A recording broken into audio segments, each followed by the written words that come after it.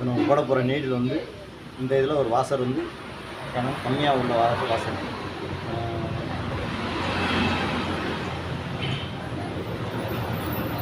இதோட கொஞ்சம் கனத்த வாசல் போட போகிறோம். இந்த லெவலுக்கு வந்து இவ்வளோ தான் இருக்கும் கணம்.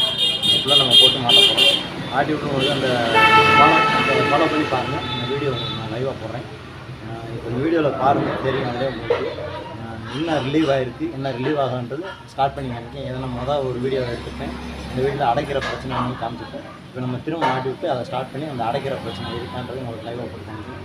வண்டி பிக்கப் ரிசல்ட் நல்லாயிருக்கு, மைலேஜ் ரிசல்ட் நல்லாயிருக்கு. ஸ்டார்டிங் ட்ரபிள் இல்லை. சோப் போட்டு ஸ்டார்ட் பண்ணுற வேலை கரெக்டாக ஸ்டார்ட் பண்ணி ஓகே. தேங்க்யூ. பாருங்கள் சேனல்.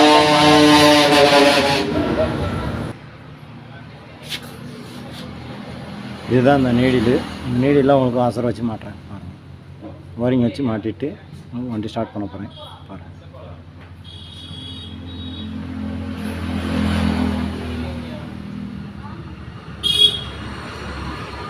இந்த ஓரிங்கை போட்டு மாட்டுறதுல வண்டி வந்து அந்த அடைக்கிறது ரிலீஸ் ஆகிடுது, மற்றபடி ஆஃப் ஆகிறது ரிலீஸ் ஆகிடுச்சு.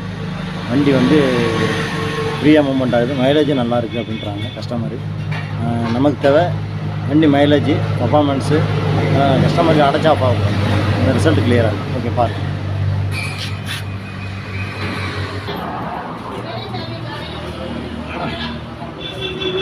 அந்த ஓரிங்கை போட்டு நான் ஃபிட் பண்ணுறேன்.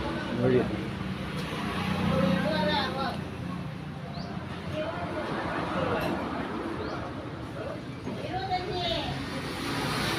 இந்த உயரம் அவங்கள்ட்ட சொல்லியிருந்தேன் ஏற்கனவே. இந்த ஒரு ஸ்டெப்பு மாதிரி இருந்தது, அந்த ஸ்டெப்பு மறைச்சிருக்கு. ஓரிங் போட்டதுனால அதை ஃபிட் பண்ணி மாட்டி ஸ்டார்ட் பண்ணிக்கலாம்.